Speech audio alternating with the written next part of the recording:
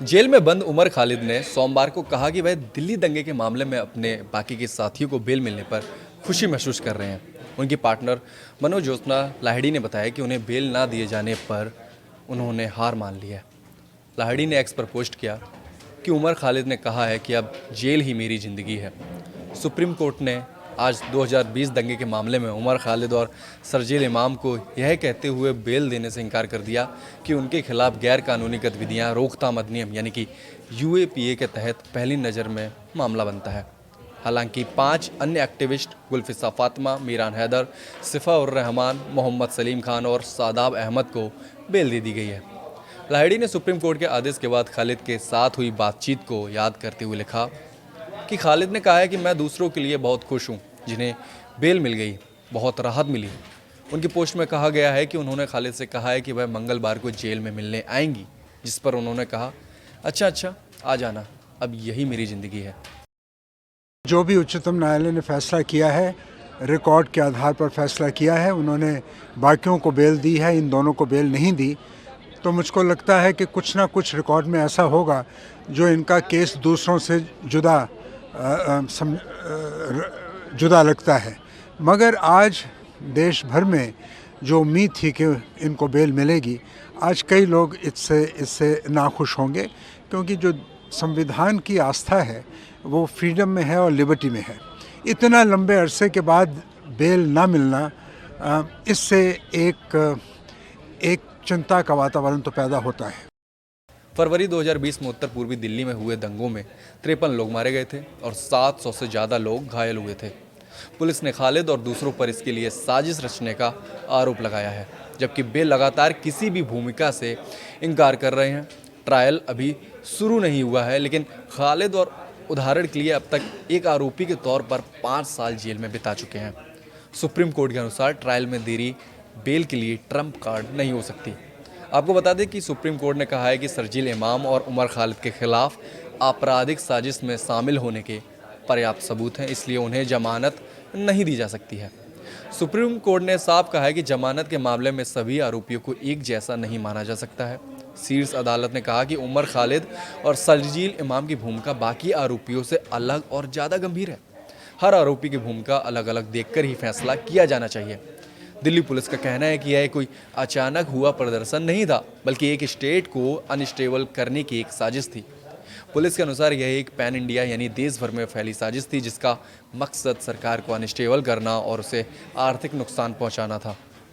जांच एजेंसियों ने अदालत को बताया था कि यह साजिश अमेरिकी राष्ट्रपति डोनाल्ड ट्रंप के भारत दौरे के समय अंजाम देने की योजना के तहत बनाई गई थी। पुलिस के मुताबिक नागरिकता संशोधन कानून CAA को जानबूझकर मुद्दा बनाया गया ताकि अंतर्राष्ट्रीय मीडिया का ध्यान खींचा जा सके। इसे शांतिपूर्ण विरोध की आड़ में लोगों को उकसाने का जरिया बताया गया। खैर, उमर खालिद और शरजील इमाम के अलावा मनोज ज्योत्सना लाहिड़ी का नाम भी काफ़ी ज़्यादा चर्चे में है। मनोज ज्योत्सना लाहिड़ी उमर खालिद की दोस्त हैं। कोई उनको उनकी पार्टनर बताता है, कोई कॉलेज टाइम फ्रेंड, लेकिन मनोज ज्योत्सना लाहिड़ी लगातार खालिद के लिए लड़ाई लड़ रही हैं। एक जाने माने लेखक को मनोज ज्योत्सना लाहिड़ी ने बताया था कि जब उमर को यूएपीए के तहत गिरफ्तार किया गया तो हम सब दो सदमे में चले गए। उनका सदमा गुस्से में तब बदल गया जब उन्होंने देखा कि पुलिस ने उन्हें और अन्य कार्यकर्ताओं को 2020 के दिल्ली दंगों में फंसा दिया है, जिनमें 53 लोग मारे गए थे, जिनमें से 3/4 मुसलमान थे। लाहिड़ी कहते हैं कि हमें लगा कि हमारे साथ अन्याय हुआ है, हमें लगा कि हमें बस अपनी आवाज़ उठानी है और हमें न्याय जरूर मिलेगा, लेकिन यह बात अब सालों पुरानी हो चुकी है। कोलकाता में स्कूल शिक्षकों और कॉलेज प्रोफेसरों के परिवार में पली बड़ी 40 वर्षीय शोधकर्ता लाहिड़ी ने शिक्षिका बनने के अपने जीवन भर के सपने को छोड़ दिया है। नागरिकता संशोधन अधिनियम यानी कि CAA विरोधी आंदोलन के बाद के जीवन के बारे में वो कहती हैं कि जो काम कभी सबसे ज़्यादा वो करना चाहती थी, वह अब मेरे लिए मायने ही नहीं रखता। अब उनमें पढ़ाने के लिए ज़रूरी एकाग्रता ही नहीं रही। इसके बजाय वह खालिद की कहानी को जिंदा रखने के लिए मेहनत कर रही हैं।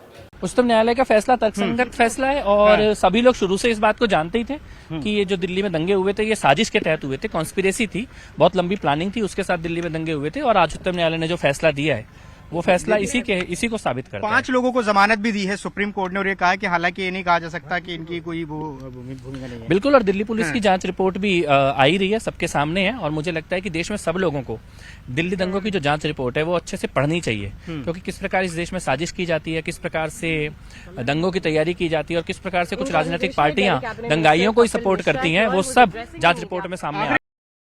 टुकड़े टुकड़े गैंग है हमारे देश में, उनको बड़ा दुख भी हो रहा है और दर्द भी महसूस हो रहा है।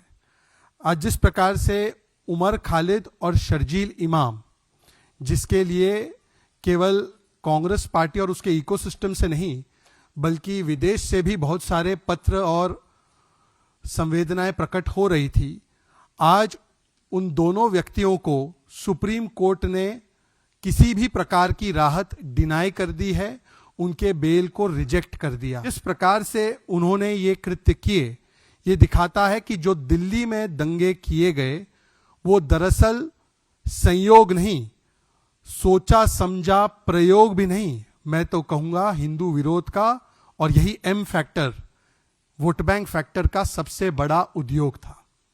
ये दंगे जो थे वो स्पॉन्टेनियस नहीं, स्पॉन्सर्ड थे। और उमर खालिद और शर्जील इमाम को जमानत नहीं मिली है, हालांकि इनके साथ जो 5 और दूसरे आरोपी हैं उनको कोर्ट ने जमानत दी है। क्या कहना? देखिए, मैं मानता हूं कि एक बात तो स्पष्ट है, जिन लोगों को जमानत मिली ये लॉन्ग पेंडिंग चीज थी, ट्रायल के नाम पे लगभग 0 था।